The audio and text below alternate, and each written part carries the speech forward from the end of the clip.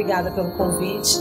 E para mim é sempre uma alegria falar sobre a infância espiritual, que foi um acesso interior de percepção que eu fui tendo ao longo da minha vida pessoal, especialmente na lida familiar, especialmente quando os filhos nasceram, porque quando a gente se casa, a vida toma uma nova complexidade, e quando a gente tem filhos, fica mais fácil ainda, né?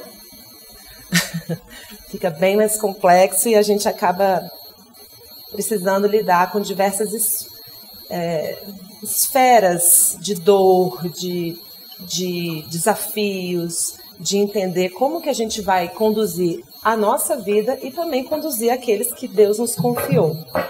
Então, dentro dessa complexidade, eu muitas vezes me sentia uma criança.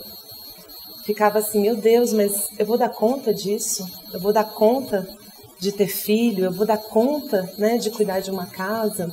Então, eu vou apresentar para vocês esse conceito hoje da infância espiritual para que a gente possa se conectar com essa dimensão interior, tá? Começando aqui, do Livro dos Espíritos, na pergunta 114, Allan Kardec pergunta: os espíritos são bons ou maus por natureza? Ou são eles mesmos que se melhoram? E os espíritos responderam: são os próprios espíritos que se melhoram e, melhorando-se, passam de uma ordem inferior para outra mais elevada. Na sequência, vem a pergunta 115. Dos espíritos, uns terão sido criados bons e outros maus? E a resposta: Deus criou todos os espíritos simples e ignorantes, isto é, sem saber. A cada um deu determinada missão, com o fim de esclarecê-los e de os fazer chegar progressivamente à perfeição pelo conhecimento da verdade, para aproximá-los de si. Ou seja, a gente percebe que não existe um espírito terminantemente bom e nem um espírito terminantemente mau. Não é algo que é circunscrito, fechado, inexorável, não tem como a gente sair disso. É uma construção. Todos nascem simples, ignorantes, e a gente vai, a cada degrau, se melhorando. Estou chegando na infância, tá? Na sequência, aí Kardec, depois dessas duas respostas que ele pergunta sobre a natureza dos espíritos, sobre a natureza da evolução, é um dos pontos mais importantes do Livro dos Espíritos, porque isso é algo que trata de uma resposta que todos nós procuramos. Será que aquela pessoa que me magoou, ela é terminantemente má? Será que eu tenho possibilidade de me melhorar? Então, esse é um momento do Livro dos Espíritos que Kardec estava organizando o pensamento dele, fazendo essas perguntas, que são as duas anteriores, e ele próprio culminou nessa colocação aqui. Segundo o que acabais de dizer, os espíritos, em sua origem, seriam como as crianças, ignorantes e inexperientes, só adquirindo pouco a pouco os conhecimentos de que carecem com o percorrerem as diferentes fases da vida? E os espíritos responderam: sim, a comparação é boa. A criança rebelde se conserva ignorante e imperfeita. O seu aproveitamento depende da sua maior ou menor docilidade. Mas a vida do homem tem termo, ou seja, tem fim, ao passo que a dos espíritos se prolonga ao infinito. Então, nesse momento, Kardec já começa a usar muitas vezes essa analogia da infância espiritual ao longo da codificação. E ele retoma ela em diversos momentos desses estudos. Os espíritos concordaram com ele que comparar nosso estágio evolutivo a uma criança é uma analogia interessante, e isso começa a ser utilizado ao longo do Livro dos Espíritos em outros momentos, tá? E ele continua: haverá espíritos que se conservem eternamente nas ordens inferiores? E os espíritos continuam utilizando a analogia e respondem: não, todos se tornarão perfeitos. Mudam de ordem, mas demoradamente, porquanto, como já da outra vez dissemos, Um pai justo e misericordioso não pode banir seus filhos para sempre. Depende dos espíritos o progredirem mais ou menos rapidamente para a perfeição? E os espíritos concluem, certamente. Eles a alcançam mais ou menos rápido, conforme o desejo que têm de alcançá-la e a submissão que testemunham à vontade de Deus. Uma criança dócil não se instrui mais depressa do que outra recalcitrante, outra que apresenta mais resistência? Então, esse assunto, né, se fortaleceu com essa analogia aí, dentro do Livro dos Espíritos. E depois eu encontrei também diversas referências a isso no Evangelho segundo o Espiritismo. Delas, eu optei por colocar essa do capítulo 12, item 5, que diz assim: ainda outros motivos tem o espírita para ser indulgente com os seus inimigos. Sabe ele, primeiramente, que a maldade não é um estado permanente dos homens, que ela decorre de uma imperfeição temporária e que, assim como a criança se corrige dos seus defeitos, o homem mau reconhecerá um dia os seus erros e se tornará bom. E a gente tem também uma citação da Joana de Ângeles, do livro Liberta-te do Mal, pela psicografia de Divaldo Pereira Franco. Quando o ser humano atinge a maturidade psicológica, os seus atos caracterizam-se pelo equilíbrio, honradez e dignidade, confirmando o seu estado de evolução, que o diferencia do biótipo comum, ainda transitando na infância do conhecimento de si mesmo. E depois que eu coloquei o foco nesse tema, eu encontrei muita coisa. Tanto no Pentateuco, nos 5 livros de Kardec, quanto nos inúmeros livros psicografados por Francisco Cândido Xavier e por Divaldo Pereira Franco. Gostaria de apresentar para vocês, eu sou jornalista e eu sou escritora, e durante muito tempo, conforme eu passava pelas situações da minha vida, quando chegava a uma compreensão e que eu conseguia encontrar uma paz interior acerca de um determinado assunto, eu organizava os meus pensamentos escrevendo cartas para mim mesma. Eu desenvolvia aquele pensamento, aquela compreensão, e uma das primeiras foi um texto chamado A Infância Espiritual, que eu gostaria de consolidar em vocês essa compreensão que a gente já citou do Pentateuco. Então, eu peço licença para mostrar para vocês essa reflexão. A Infância Espiritual. A vida é um aprendizado. A Terra é um planeta escola. Estamos aqui para aprender. São muitas as máximas a nos lembrar de que o propósito básico da vida é evoluir.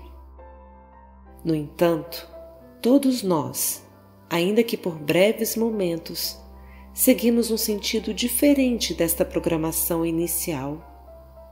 Estacionamos.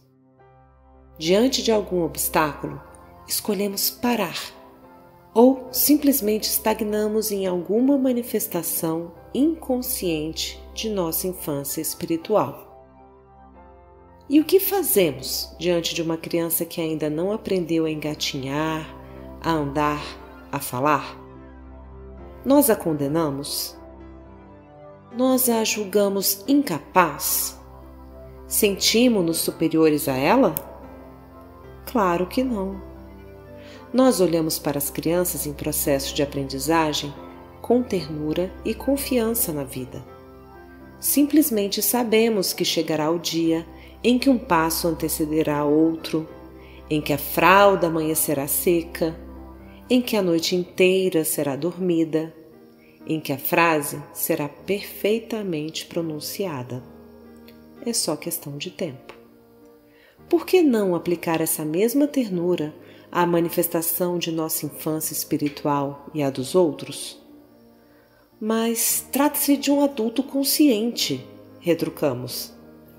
Porém, os assuntos do coração, da dor, dos traumas, mesmo o mais experimentado dos homens, guarda em si conexões diretas ainda que inconscientes, com a sua criança ferida.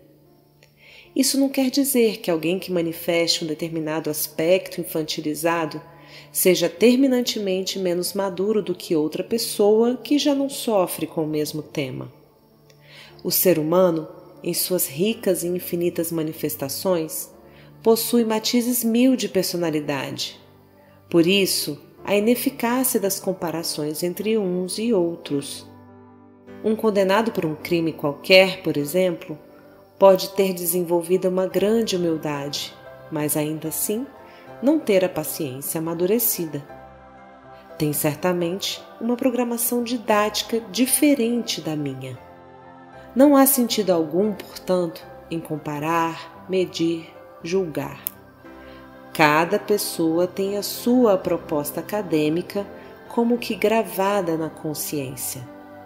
O caminho a ser percorrido por cada um é único e intransferível. Julgar esse roteiro é, portanto, tão ineficaz quanto indesejável.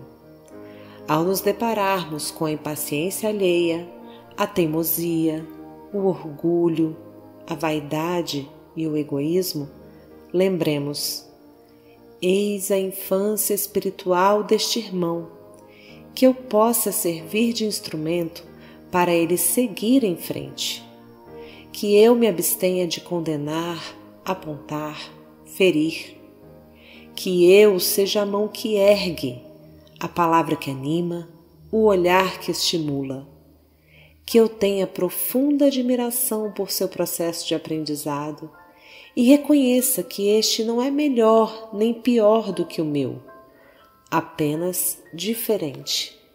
Que eu o observe com a mesma doçura que lanço à criança que aprende a caminhar, porque eu também, certamente, tenho questões a amadurecer, equações a solucionar, verbos a conjugar, respostas a encontrar, teses a dissertar. Quando não temos êxito na escola, ficamos de recuperação para sermos reavaliados.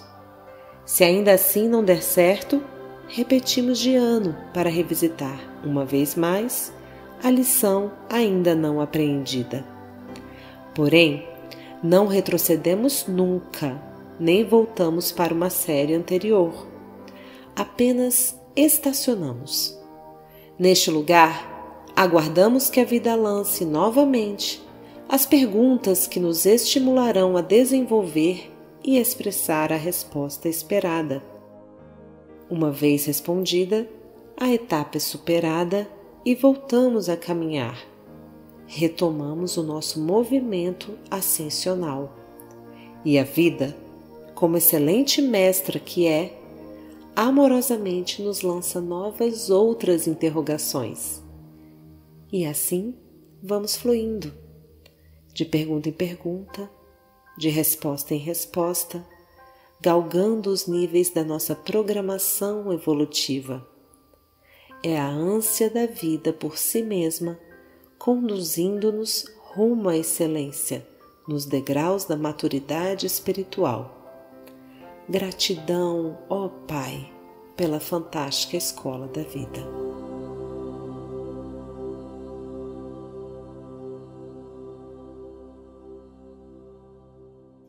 Bom, gente, essa é uma visão muito doce que eu encontrei na codificação e dentro das experiências que eu vinha vivendo para que eu conseguisse lidar com os pesos que às vezes vinham de culpa, de sensação de inadequação, de não estar criando filho do jeito certo, de não estar me relacionando com o marido da forma mais amorosa, enfim.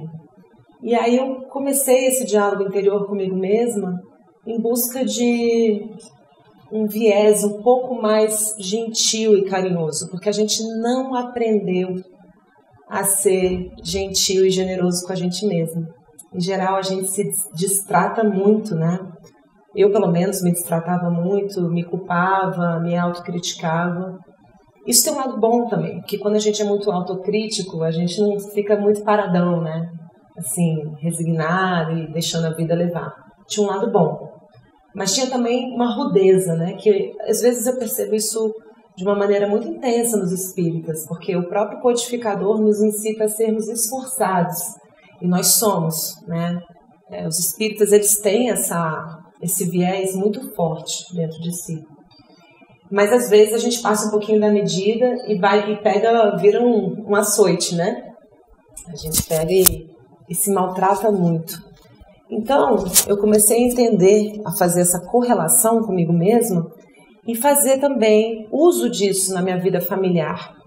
Né? Às vezes o pessoal, quando você tem um filho muito danado, alguém chega para você e fala assim, nossa, seu filho é uma bênção, né?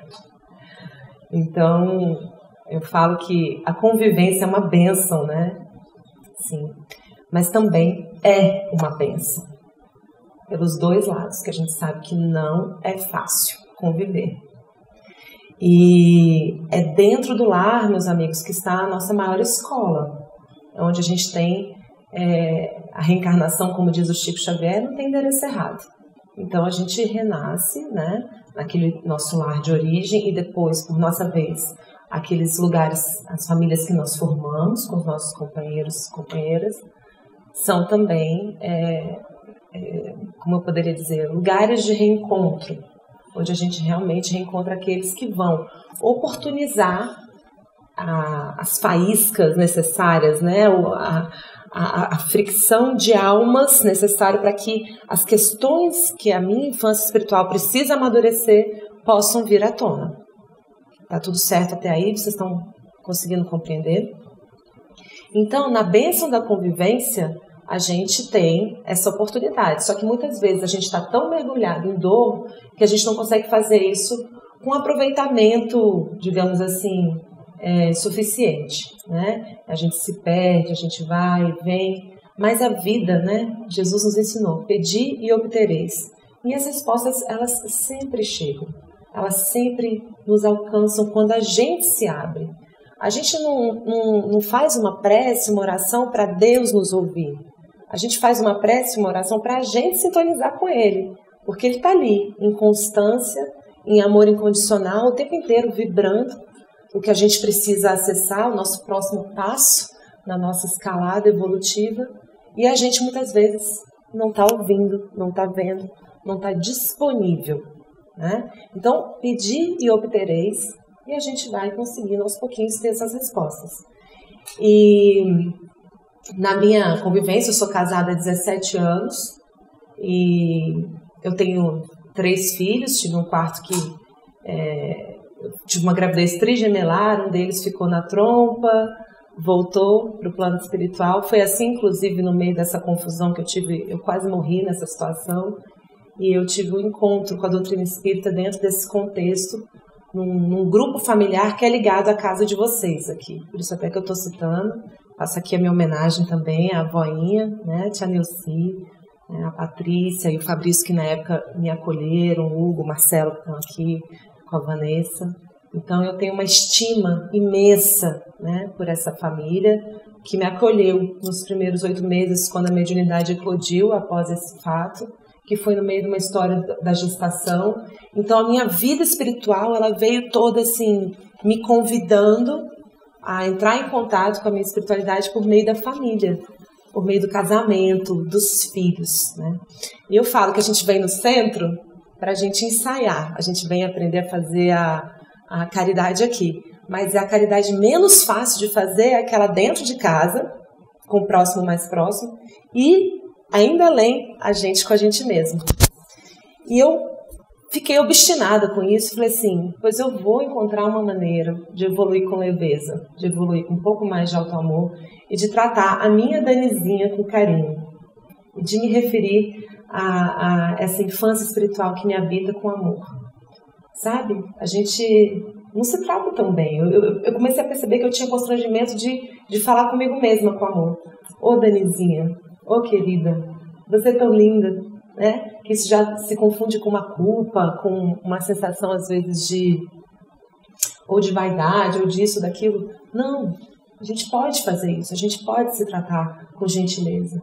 E eu, ao mesmo tempo, sendo esposa, sendo profissional, sendo mãe, poder estar em contato com essas questões da minha infância espiritual, que não se restringe a Daniela, que eu sou aqui, nessa experiência encarnada, Mas, ao longo das vidas, a minha carreira evolutiva, nós estamos num planeta de provas e expiações, né?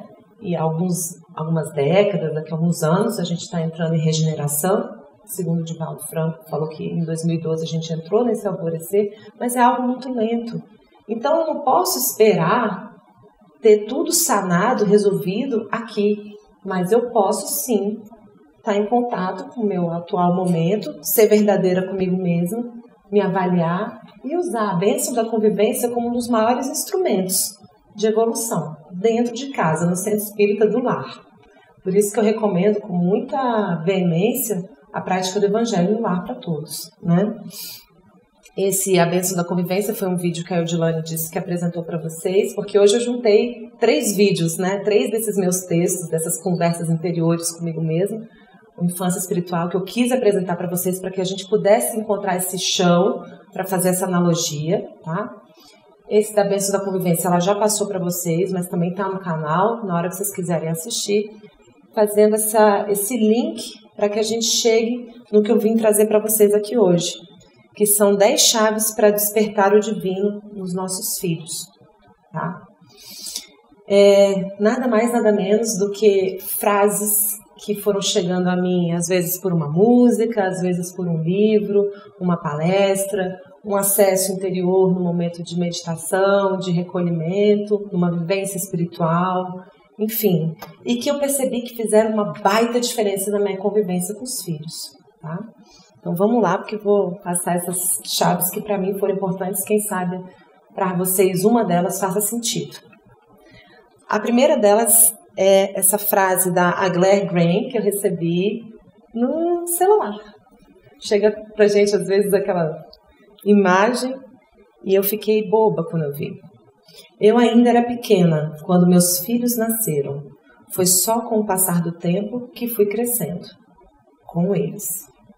Então, muitas vezes a gente guarda com a gente aquela ilusão, aquela autocobrança que a gente tem que estar pronto para ter filho. Eu estou pronta para ter filho. E, na verdade, gente, não sei se a gente fica pronto para isso. A impressão que eu tenho, não sei vocês, mas é que a missão que nos apronta. É a missão que nos apronta, né? Lógico que tem você não pode ter filho de qualquer jeito. Não estou falando de ter filho na adolescência e sair... Não. Lógico que tem todas aquelas condições de temperatura e pressão favoráveis para que as coisas tenham mais chance de prosperar. Mas o fato é que quando nasce o primeiro filho, nasce também a mãe e o pai. Alguém discorda disso?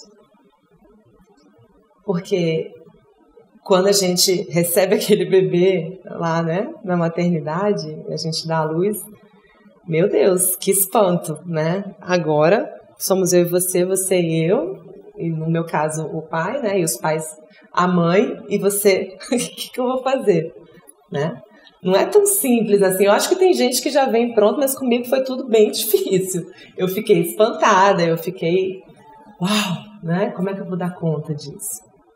E aí, quando eu encontrei essa frase, foi como, sabe, um respiro, assim, porque você relativiza aquelas cobranças que você tem com você mesmo de eu tenho que ser perfeita. Eu tenho que fazer tudo certo desde agora, eu não posso errar, e toda vez que erra é um grande drama, é uma grande dor, é uma grande culpa. Estou fazendo tudo errado com esse menino, né? E não, calma, estamos todos aprendendo, não estamos reunidos por acaso, vamos trazer leveza para essa convivência. Eu também estou crescendo, eu também estou melhorando. E aí veio o segundo filho, no meu caso, trigêmeos.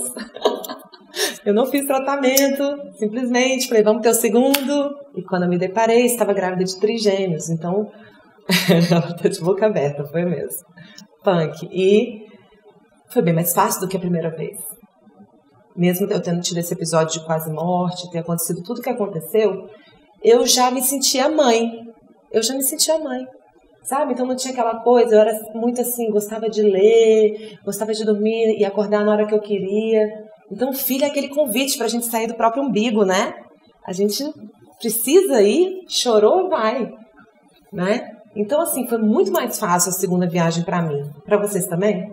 Não sei se alguém teve segunda viagem aqui. mas foi bem mais fácil.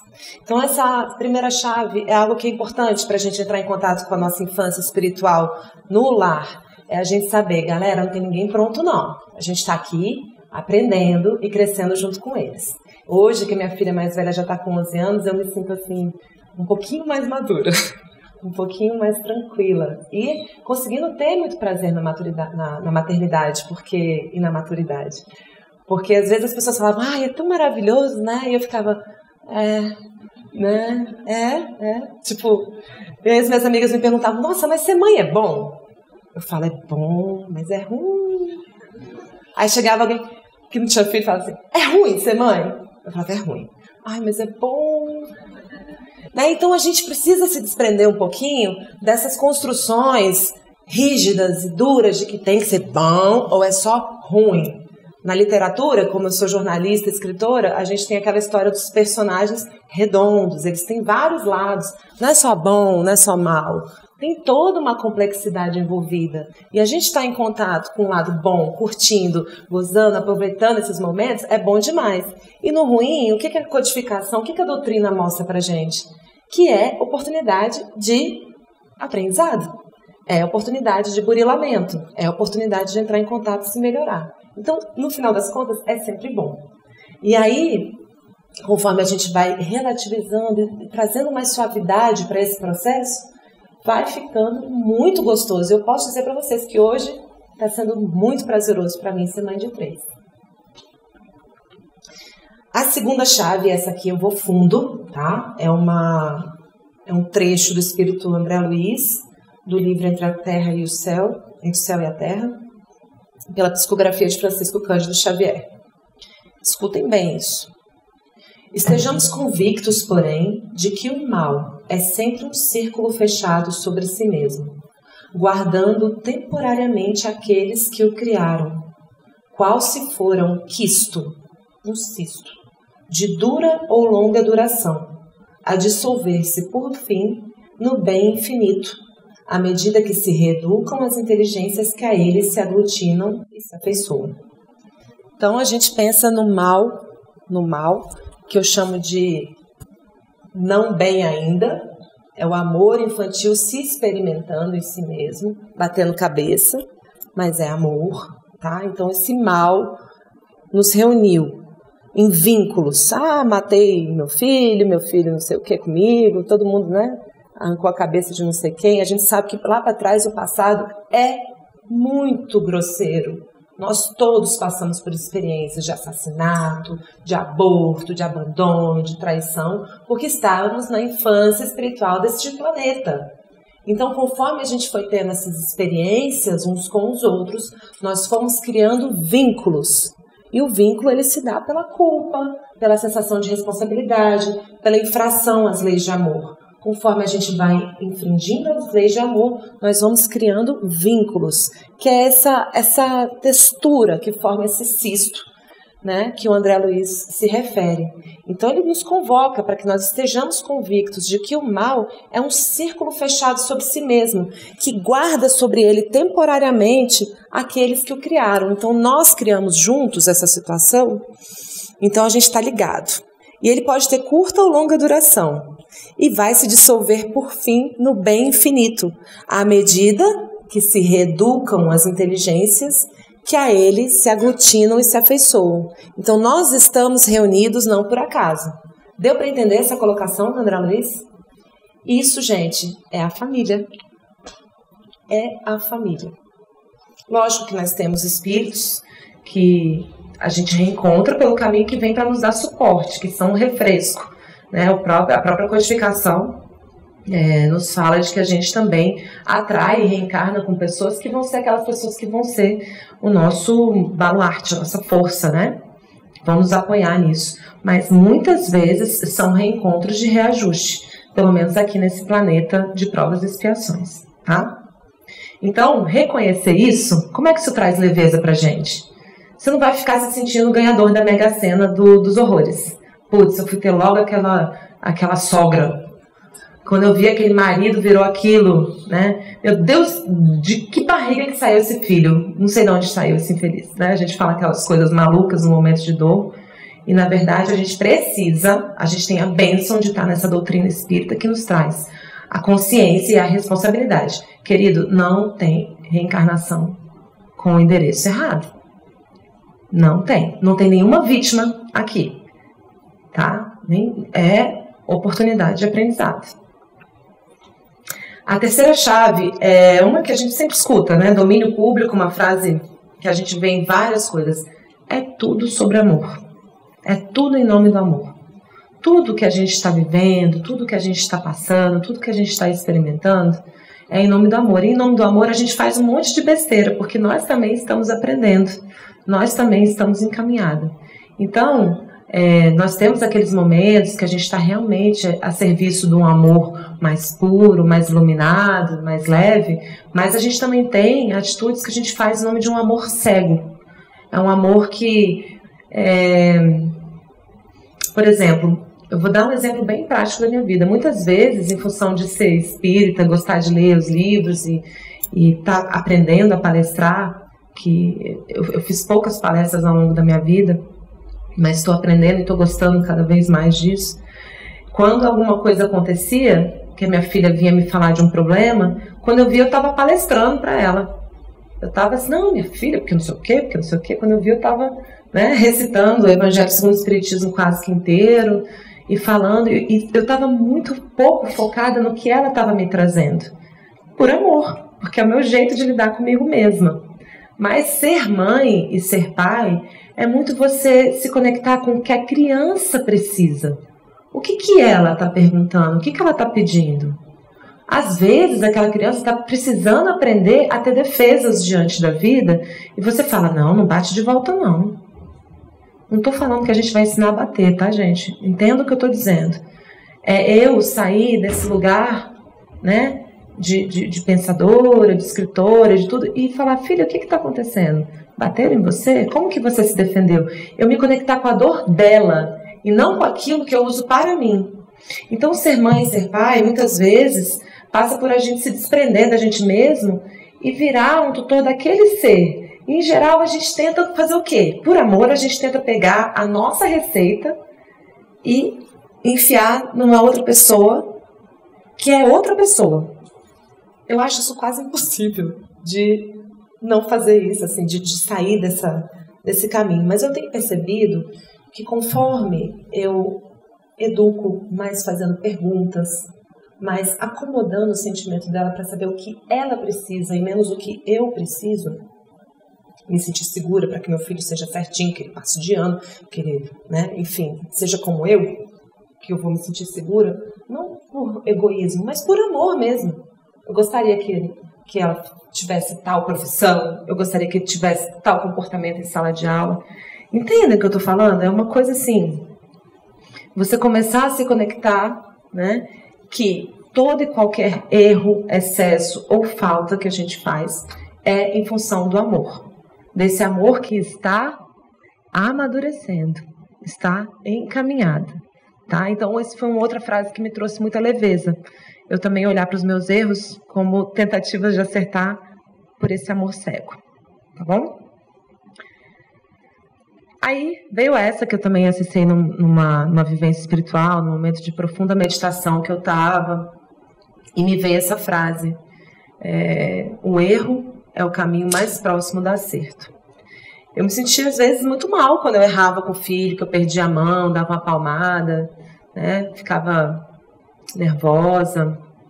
E aí eu comecei a entender que quando a gente olha para o erro de uma forma construtiva, quando a gente olha para o que a gente está passando com essa leveza, porque quando a gente erra e a gente só se sente culpada e inadequada, a gente não quer olhar para o erro. Eu prefiro não olhar, porque fica pesado lidar com esse processo de se examinar, entendeu? Fica ruim, fica difícil, né? Então, quando a gente vai construindo essa leveza, esse auto-amor, nesse contato com a gente mesmo, esse calma, você está aprendendo, você consegue olhar para o erro como uma construção, como algo que está te levando a acertar.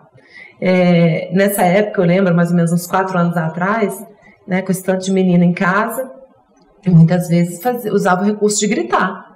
Gritava, menina, faz silêncio! berrando, né?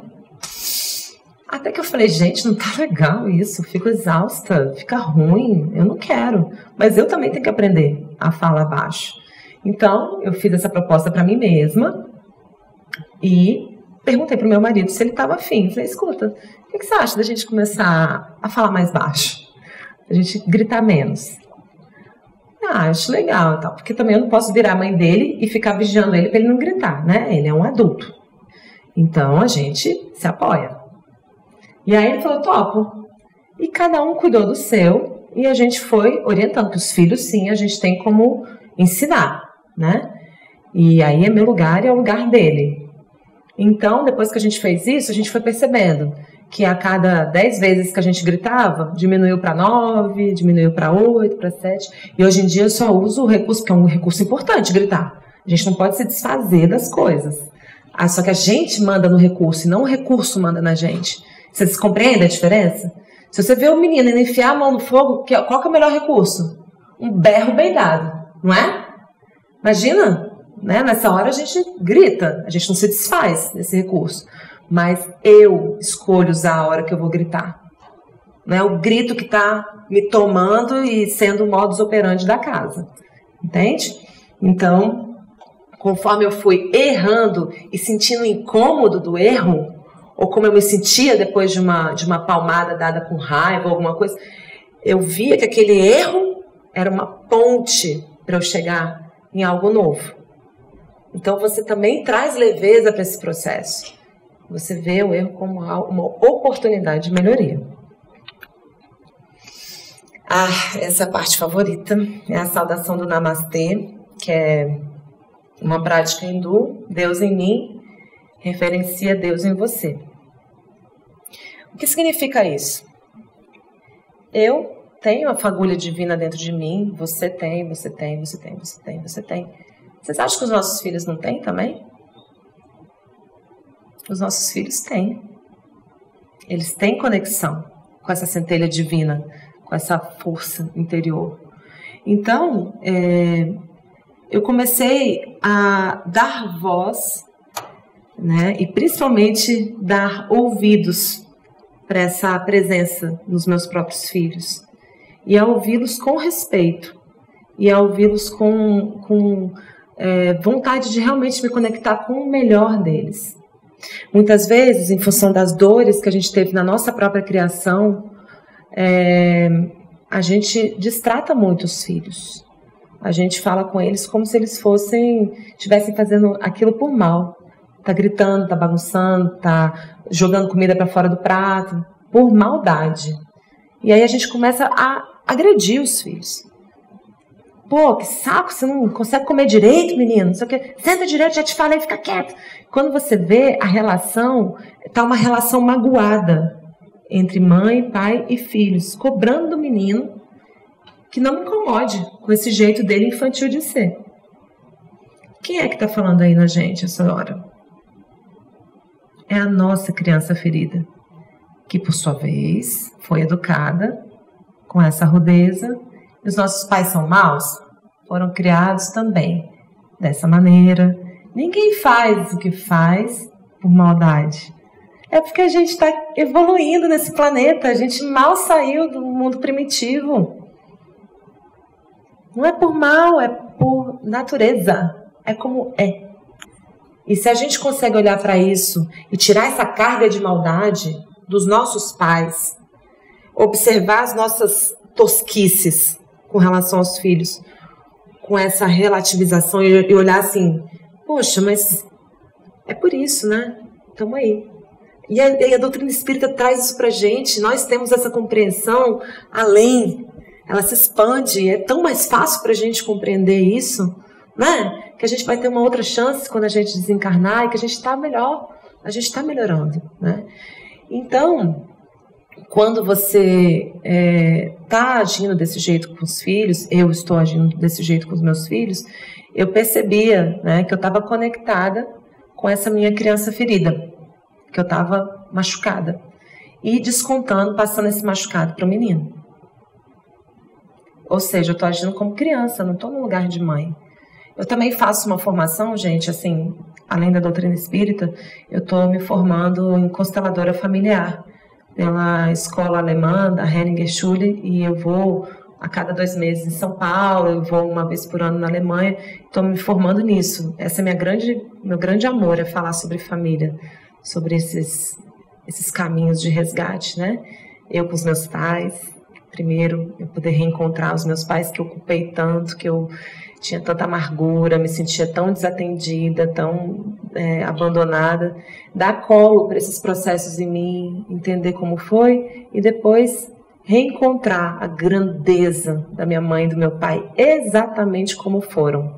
Porque eu sei que foram os instrumentos perfeitos para que eu pudesse estar em contato com aqueles aspectos que o meu espírito precisa amadurecer. Senão eu teria nascido de uma mamãe e papai tchucu-tchucu. Não tem encarnação, não tem endereço errado. Eu precisava daquela experiência. E todas as dificuldades que atravessei foram graças a esses pais também. E que deram muito de si, fizeram o melhor que podiam dentro do que receberam também. Então tá tudo certo. E quando eu me conecto, né, com essa sabedoria, que não habita somente a mim, aos meus pais, mas também os meus filhos, eu começo a tratá-los com um pouquinho mais de respeito.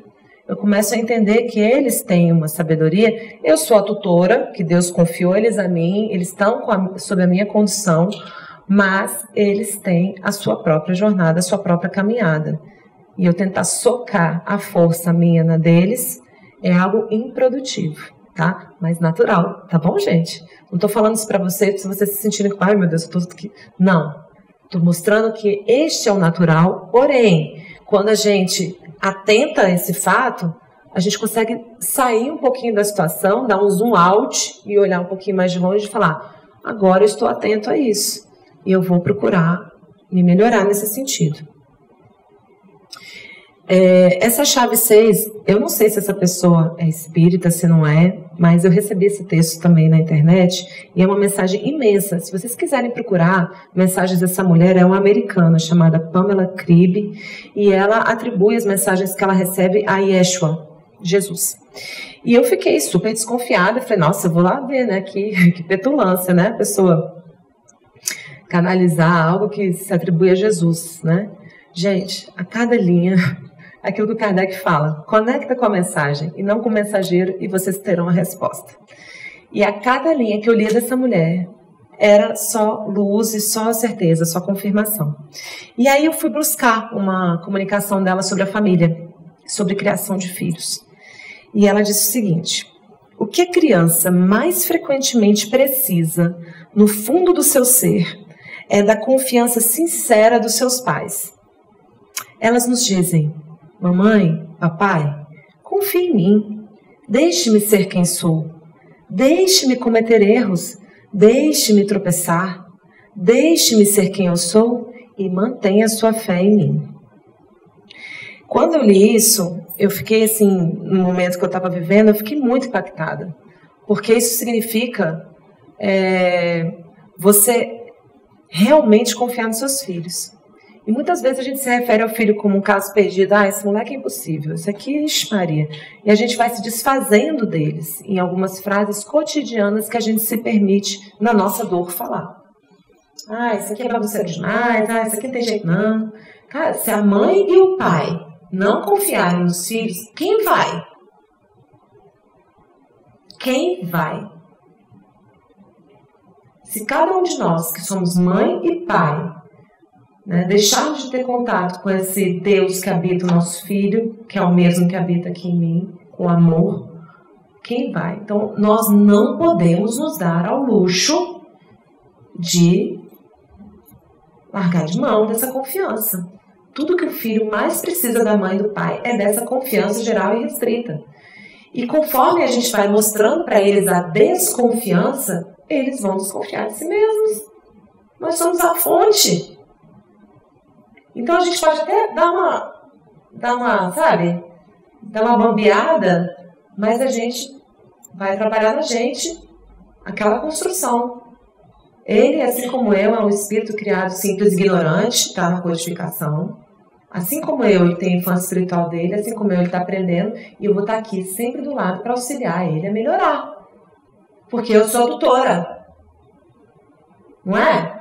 Eu não posso abrir mão desse lugar, de confiar plena e absolutamente que o nosso filho está em processo de aprendizado e de crescimento, tal como nós. Aquela frase lá do começo, estamos crescendo? Estamos. Junto com eles? Estamos. A codificação, a doutrina espírita deixa isso claríssimo pra gente. Tá todo mundo aqui aprendendo, tá? Então a gente precisa confiar.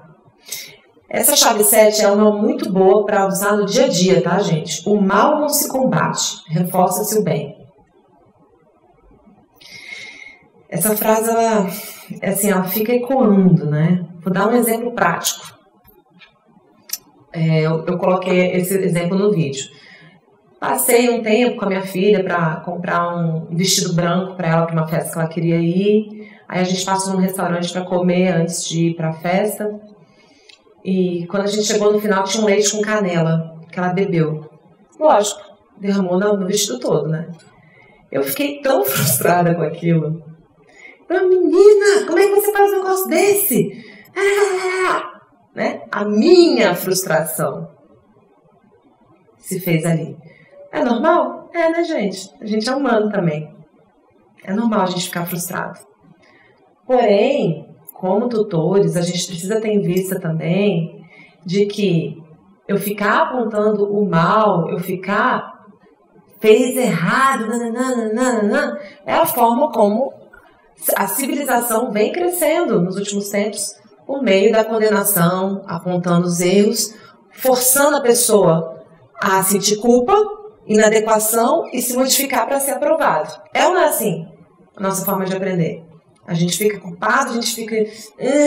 aí eu vou ser bonzinho para poder ser aceito.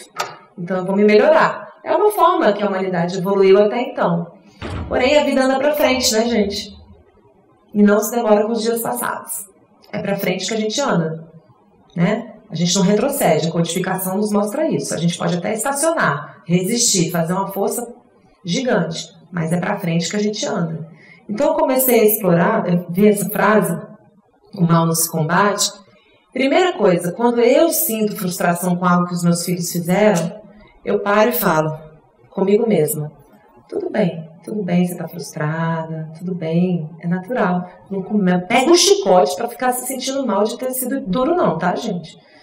Acolhe a gente primeiro. Aquela coisa da máscara do avião é primeiro com a gente. Só que a gente vai ter que fazer isso em silêncio em 3 segundos antes de reagir com a criança. E é treino, é treino. Então, depois de ter feito isso, eu olhei para ela e ela estava super triste pela própria frustração de ter sujado o próprio vestido e chegar suja na festa, e estava super triste de eu ter reagido daquela maneira. Então, além da frustração dela, eu enfiei a minha também. E eu fiquei super mal depois, que eu falei, ai meu Deus. Foi bom, o erro é o caminho mais próximo para o acerto. Fiquei incomodadaça de ver minha filha triste, com ela mesma e comigo. E aí comecei a revisitar a cena na minha mente, que se eu tivesse tido presença e tranquilidade, como que eu faria? Aí revisitei algumas vezes a cena, sem o chicote, simplesmente com calma, tá? Comigo mesmo, com amor e gentileza comigo mesmo, que é a forma mais produtiva. E pensei, nossa, eu poderia ter respirado na hora que veio minha frustração. Eu vou olhar para ela depois, eu não vou deixar ela largada não, porque frustração largada vira vulcão depois, todo mundo sabe. Quando a gente não olha para a nossa frustração, para a nossa dor, vai juntando, aí um dia a criatura estoura. Eu era assim, né? Então, eu olho para a minha frustração depois, mas ali, como tutora que eu sou daquela criança, eu vou olhar, vou respirar e... Oh, minha filha, que chato, que pena, sinto muito que isso aconteceu. Você se solidariza com seu filho. Eu sinto muito, meu filho. Você volta a dar a mão para o filho, ao invés de se sentir criança com ele e se permitir ficar muito triste, muito frustrado, porque a frustração é uma prerrogativa da criança. E tudo bem, gente, nós somos crianças espirituais, mas nesse caso de pai, mãe e filhos, nós somos os adultos ali, né? Então, eu voltei lá naquela cena e falei, ah, filha, que chato, que droga, eu sinto muito. Aí ela já começaria a chorar ali. Ela começaria, ai mãe, por que eu fiz isso? Ela já tá mal com ela mesma. Vou falar, não, vamos limpar aqui, vou dar um jeito, vou botar uma flor, vou fazer alguma coisa. E da próxima vez você bebe com mais calma. Gente, você ser gentil não é deixar de educar não, tá? Não é deixar de botar limite, não é deixar de corrigir não. Mas é corrigir de um lugar diferente. Porque a criança precisa de educação, precisa de limite. Ela se sente muito mais calma, muito mais tranquila com a educação e com o limite. Então você não vai combater o mal, você vai reforçar o bem. Ao invés de dizer para ela, criança burra, não toma direito, vai beber as coisas com pressa, né? A gente fala, meu filho, bebe mais devagar na próxima vez, bebe com mais calma, com mais atenção. Eu estou reforçando o bem, tá? Gente, isso aqui é coisa para pós-doutorado, tá? Não vamos tentar hoje sair da primeira série lá para o pós-doutorado, não. Tá bom? Isso aqui é difícil para caramba. Não é fácil. A gente vai treinar dentro dessa perspectiva de que a gente está aprendendo. Tá bom? A chave 8 é uma frase de Saint-Exupéry, um filósofo francês que escreveu O Pequeno Príncipe. Quem sabe o amor seja o processo de eu conduzi-lo delicadamente de volta a si. Eu conduzi o meu filho delicadamente de volta a si mesmo. É aquela história que a gente já conversou um pouquinho. Antes de eu socar o que eu quero para ele, eu apoiá-lo e conduzi-lo de volta a si mesmo. Ele não sou eu, ele é o encontro de mim e do meu marido, esse filho, não é? São duas cargas familiares, além da carga espiritual que ele tem. Que ele veio para aquela família que oferecia um arcabouço de experiências que combina com a sua trajetória espiritual e que vai oportunizar que ele possa lidar melhor com suas próprias coisas. Tá certo? Todo mundo entendeu isso até aí? Então, este ser tem a sua própria jornada evolutiva. E a gente vai sempre procurar passar o nosso arcabouço de conhecimentos, de valores, é isso mesmo. A gente pode passar, mas nós também podemos perceber que ele tem a sua própria experiência a ser vivida. E eu vou auxiliá-lo a fazer essa construção em si mesmo, ao invés de forçar. A gente oferece, a gente traz, a gente ensina, a gente oferece os nossos valores, o trabalho aqui da evangelização infantil, a gente oferece e muito e sempre, e às vezes força mesmo, porque depois vem, relaxa, gosta, né? Lá em casa a gente faz Evangelho no Lar há 8 anos com os meninos e eles amam. Teve os dias de rebeldia no meio do caminho? Teve, mas eu procurei tornar aquilo mais divertido para eles. Nos últimos tempos eu usei uns vídeos do YouTube de desenhos bíblicos, que são evangélicos, né? Não são exatamente espíritas, mas eles amaram. Aí a gente assistia o desenho, depois fazia os comentários. Então eu também faço um pouquinho de evangelizadora infantil em casa.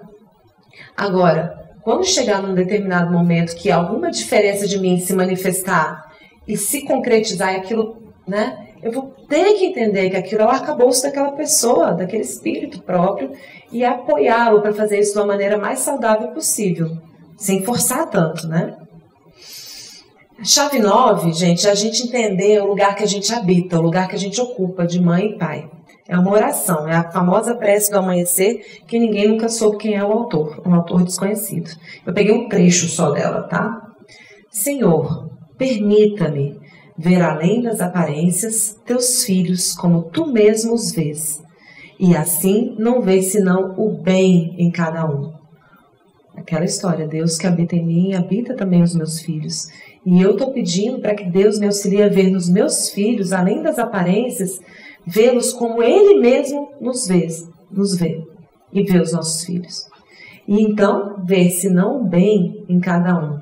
Cerra meus ouvidos a toda calúnia, guarda minha língua de toda maldade, que só de bênção se encha meu espírito. Que eu seja tão bondoso e alegre que todos quantos se achegarem a mim sintam a tua presença. Senhor, reveste-me de tua beleza, reveste-me de benevolência, e que no decurso deste dia eu te revele a todos. Se eu conseguir olhar para os nossos filhos, se nós conseguirmos olhar para os nossos filhos deste lugar de atenção, de cerrar os nossos ouvidos e perceber que aquilo ali que ele está falando, as coisas que os nossos filhos trazem, são só estágios evolutivos dele. E não pegar aquilo e criar um rótulo e grudar na criança e falar, não, isso aqui, né, não tem jeito. A gente precisa confiar nos nossos filhos e ter essa atitude, entender que a nossa bênção, o nosso olhar de confiança é tudo para eles.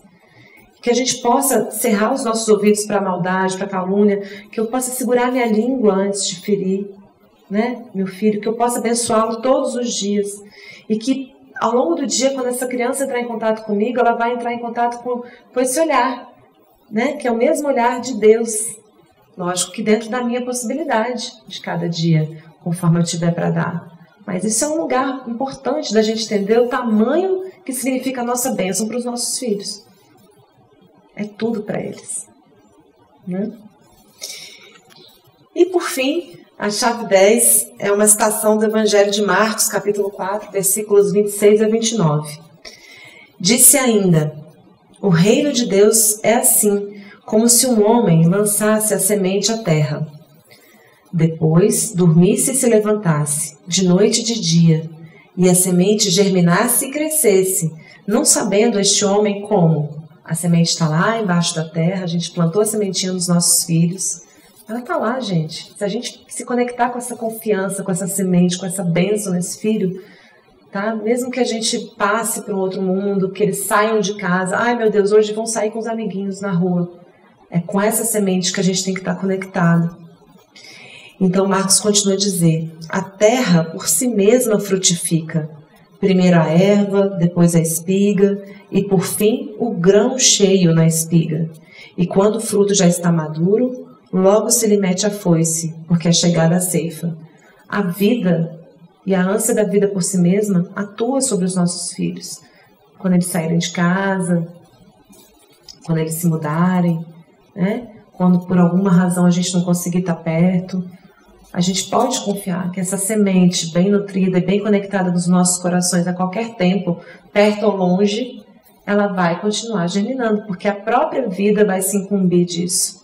A evolução, esse Deus com quem os nossos filhos também estão em permanente conexão. Então, gente, eu comecei a perceber que ser mãe e ser pai é um ato de fé. E principalmente um ato de confiança. E o maior presente que a gente pode dar para os nossos filhos é confiar nesse Deus, nessa vida que os habita. Tá certo? Eu tinha programado 15 minutos para perguntas. Temos 10. E eu, gente, eu sou mãe como vocês, mãe, né? Tem meu esposo. Eu não sou nenhuma sabida muito não, mas eu posso buscar responder alguma coisa que vocês queiram.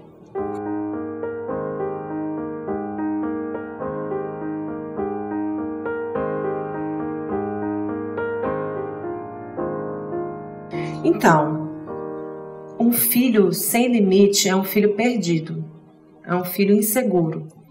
Então, é muito, muito isso, né? O pai, especialmente, a figura masculina, precisa se sentir muito bem dando limite. Inclusive limite de atenção, sabe? Porque começou a se criar também uma história muito assim, tem que dar, né, total atenção aos filhos. Tem que ter sempre um equilíbrio, porque o filho, a ausência e a falta também são importantes para a construção, né, da psique daquela criança.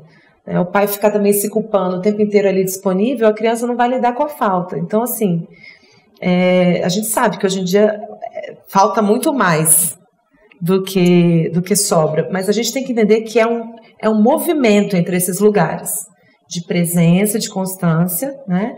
Mas também de ausência. Então, o pai, inclusive na perspectiva das constelações familiares, ele muitas vezes ensina com esse limite. Saindo de casa para trabalhar, aí a criança passa, mas ele volta para casa, né? Então a criança vai aprendendo a lidar com as presenças e com as ausências, né? E a mãe, ela tem mais esse caráter de acolhimento, né? De acalmar, de tranquilizar, mas tem a sua forma também de dar limite. Assim como o pai, ela também dá um limite, mas é um limite um pouco mais conectado às regras dentro de casa, né? E o pai muito para as regras fora de casa, no contato com o mundo. Aí o que eu estou falando, até pedindo uma licença poética, né, aqui para falar das constelações familiares, né? Então, assim, a gente precisa entender que a criança pede limite, né? E a gente precisa colocar, às vezes, uma punição, porque eu normalmente aviso, falo, olha só, eu já falei com você 3 vezes, na 4ª vai ficar sem. Aí, passou da 4ª, eu falo, quem foi que criou essa situação?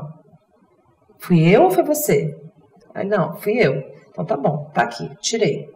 Mas eu aviso, né? Então, muitas vezes, quando eu ia dar uns castigos, dava aqueles castigos impossíveis, né? 1 semana sem televisão, e daqui a pouco eu estava precisando trabalhar, queria botar o menino na TV um pouquinho para ter um descanso, e não podia, porque eu tinha proibido a TV. Então, a gente precisa começar a ter um tempo de respiração antes de dar esses castigos, entendeu? Que ele não pode ser para eu me livrar ou para eu me aliviar. Ele precisa ser para instruir a criança. Então, dá uma respirada antes de mandar as sentenças, tá bom? Proferiu a sentença do juiz, respira e fala, não, olha só, eu já avisei e vai acontecer. Então, eu uso esse recurso, né, do castigo. Porém, eu uso ele, não ele para me... Entendeu? Para me aliviar. E eu vou procurando tornar ele mais instrutivo possível e menos punitivo. Eu sei que é difícil eu estar respondendo assim, porque não tem uma regra, né, Marcela? Mas eu tenho procurado ir mais pela instrução do que pela punição. Pelo castigo, entende? Eu aplico o castigo com esse caráter de instrução.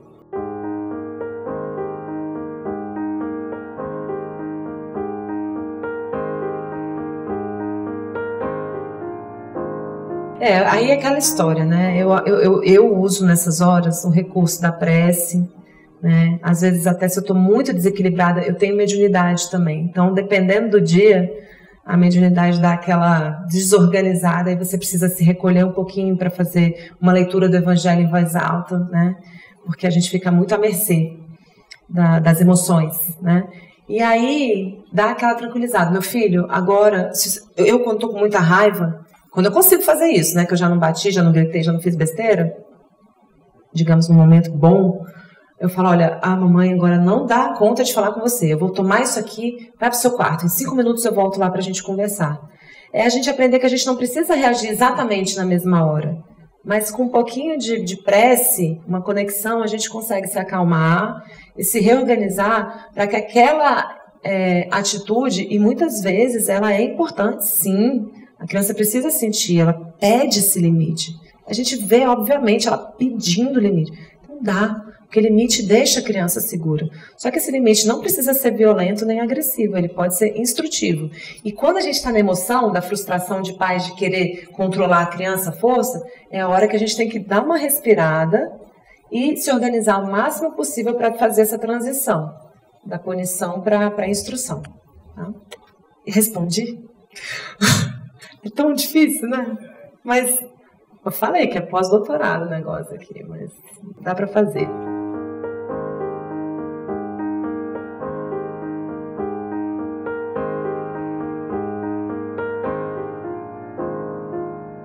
Bom, aí eu vou ser muito honesta com você. Como eu não sou avó, né, ainda, eu vou te falar de um ponto mais mental, não de vivência, experiência, né? E do que eu estudo nas constelações familiares. Não sei se serve, mas eu vou buscar ir por aí. Porque o que eu imagino, né, já que eu não sou avó, é que os pais estão lidando... Não, peraí. Os avós estão lidando com os filhos sendo pais, né? E uma coisa muito ruim que acontece é os avós desautorizarem os filhos nesse papel e quererem assumir essa competência. Então, o avô permanece avô. A avó permanece avó. E quanto menos ela invadir esse espaço dos pais, dos seus filhos sendo pais, mais ela vai estar naquela história anterior da palestra, confiando que os filhos estão aprendendo, né? Então, assim, às vezes, no lugar de você criticar uma filha e um filho que está paternando e maternando e aprendendo a ser mãe e pai, você fazer perguntas, ao invés de você criticar, chegar para o seu filho e falar assim, meu filho, como é que você está optando por isso? Se algo estiver te incomodando, né, no caso. Como é que você está lidando com essa questão, por exemplo, da palmada? Como é que você está fazendo isso? Entendeu? Ao invés de você chegar falando assim, meu filho, olha, não faz assim, não faz assado, eu fiz assim, é muito melhor assim, entendeu? Eu me sinto melhor quando minha mãe faz isso comigo, quando meu pai faz isso comigo. Né? Eu e meu esposo, a gente tem essa sorte. Os nossos pais, eles realmente nunca vieram meter o bedelho, assim, nunca. Às vezes, e quando fala uma coisinha, é tão grande pra gente, né? Quando mãe e pai falam. Então, assim, o que eu acho que o melhor lugar para os avós, do meu ponto de vista de mãe, que estou aprendendo a ser mãe, é me capacitar. É confiar em mim, que eu vou fazer o meu melhor. E se minha mãe estiver incomodada com alguma coisa, ela chegar em mim fazendo perguntas, ao invés de críticas. Acho que isso, para mim, me deixa num lugar bom, assim, como mãe. Não sei se eu respondi. E eu acho assim, você como avó, né, você também como avô, curti muito, deve ser uma delícia ser vó e ser avô, né? Muita ternura, aquela coisa, né, que, vai, come, né? Não tem aquela cobrança de botar o limite, né? Acho que tem que curtir muito isso.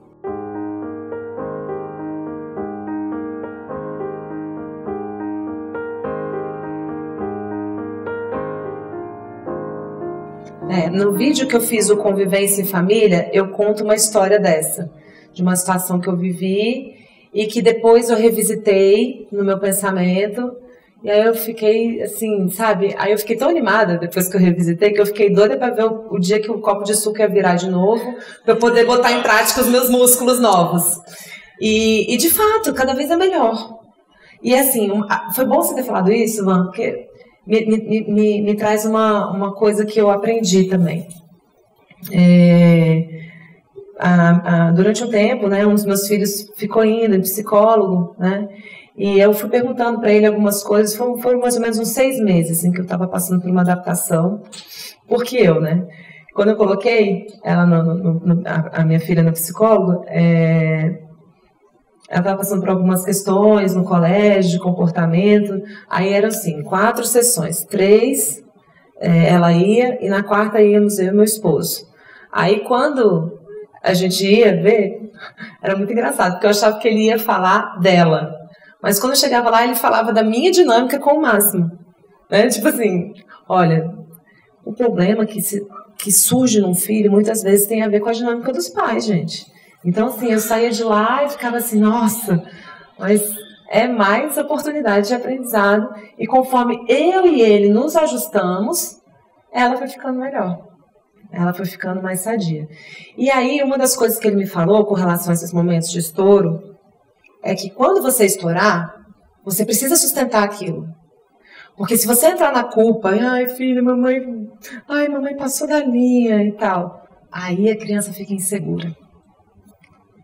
Tem que sustentar, tá? Mas você pode até sustentar com carinho, depois tá lá morrendo de culpa por dentro, mas você chega lá, pois é, meu filho, vem cá um pouquinho, passou, vamos acalmar agora? Vem cá pro colinho.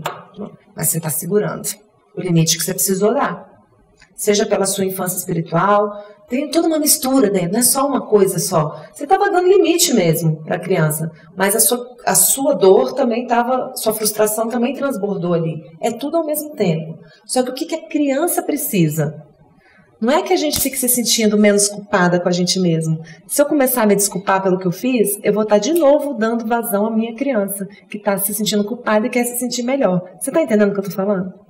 Ao invés de eu ficar firme e dar o que ela precisa. O que ela precisa? É da firmeza. Então, já apliquei, a pena já foi, sustenta. Não entra na culpa, não. Se entrar na culpa, entra dentro e não comunica isso à criança. Firma, né? E aí depois, vem cá, vamos ficar juntinho agora. Foi muito, né? Já passou, agora resolveu. Vamos assistir um filme juntos? Aí você nutre. Mas você sustentou aquilo que foi feito. Faz sentido?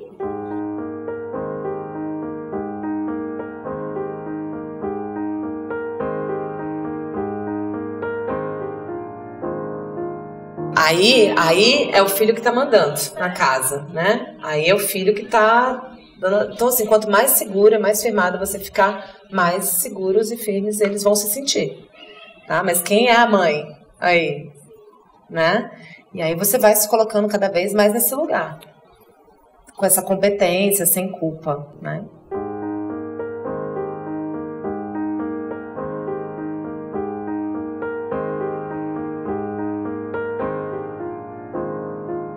Sim, mas você precisa resolver ter essa humildade, sim, e você precisa resolver isso dentro de si. Porque se você começa a comunicar isso para a criança, ela vira um companheiro na criação dela mesma. Entende o que eu tô falando? Tudo bem, não tem problema. A questão, assim, é porque senão você dá um poder para ela, dela te dizer, te julgar e falar, mãe, eu acho que você passou da linha agora de novo. E aí, ao invés de você estar aqui, você vem pra cá. E ele vai te comunicar que sentiu que você passou da linha. O filho, ele sempre comunica as injustiças. Desde que você consiga comunicar isso de um lugar de mãe... De um lugar de mãe, claro. Né? Claro. Eu penso que pode ser saudável, sim. Aí, seu coração é aquela história. Viver, né, e ser mãe e pai não tem regra. Tem o seu coração comandando. Você vai saber. A única coisa que eu falo é cuidado. Cuidado. Porque senão a gente... Aí, dentro da perspectiva das constelações, a gente vai para um lugar que a gente começa a se justificar muito para o filho e perde muito. O que eu quis dizer, não quis dizer de não pedir desculpa, não. Eu peço desculpa recorrentemente aos meus filhos com relação a coisas menores. Mas eu digo assim, o processo emocional, a construção e a compreensão dele, se você começa a compartilhar muito isso com o filho, que eu notei, né? O filho cresce muito e fica inseguro. O filho precisa sentir que a mãe e o pai estão na condução e você vai se tendo humildade, você vai se reexaminando. Agora, o que eu senti eu me senti muito melhor, foi bem na prática mesmo, né? Nesses momentos em que eu sentia uma certa culpa, eu sustentar aquilo e já oferecer, e rapidamente a coisa foi se modificando, sabe? Já oferecer um carinho, uma proximidade, às vezes até conversar sobre o que aconteceu depois, mas é um conversar que coloca em perspectiva e não que desfaz, entende o que eu estou dizendo? Por aí. Não é fácil, né? Eu falei pós-doutorado mesmo. Ciência é difícil. Não, eu não sei se eu expliquei do jeito... É porque se refere muito a uma dinâmica constante. Se é algo que é pontual, como ela colocou, eu penso que é super saudável. O problema é que algumas vezes os pais dão um poder de forma continuada para o filho participar daquilo. Entende o que eu estou dizendo? E aí começa a virar uma gestão assim, onde os filhos têm... O Rossandro Klinge fala muito disso, né? É uma gestão compartilhada e a gente sai do nosso lugar, entendeu? Então, agora a gente tem que ter esse diálogo constante com a gente mesmo, em diversos momentos, né? Com os meus filhos, eu, principalmente com a mais velha, eu já falei, não, Rafa, eu tô aprendendo, né? Também. Mas, conforme eu fui resolvendo isso cada vez mais eu comigo mesma, melhor foi ficando a relação. Pelo menos na minha experiência, tem sido assim, né? Que eu fui ampliando esse diálogo comigo mesma, mais gentil e mais tranquilo, né? Bom, gente, eu agradeço a oportunidade, né? Eu tô aí, sei lá, na 3ª série, tô longe do pós-doutorado, mas ao encontrar esses lenitivos, né, de reflexão e de compreensões pelo caminho, isso se tornou um alívio para mim. Então, compartilhar isso com outros pais que estão na mesma lida, né, que virou uma alegria para mim, uma devoção mesmo. Então, não tem resposta pronta, cada um vai encontrar a sua própria, né? Eu fico feliz de simplesmente poder estar aqui e compartilhar um pouquinho, agradecer o tempo, Edilane, a Gaebe, e dizer para vocês, se vocês quiserem entrar em contato comigo, é o Daniela Migliari, tudo com I, escritora, tanto no Facebook quanto no YouTube, e muito obrigada pela oportunidade.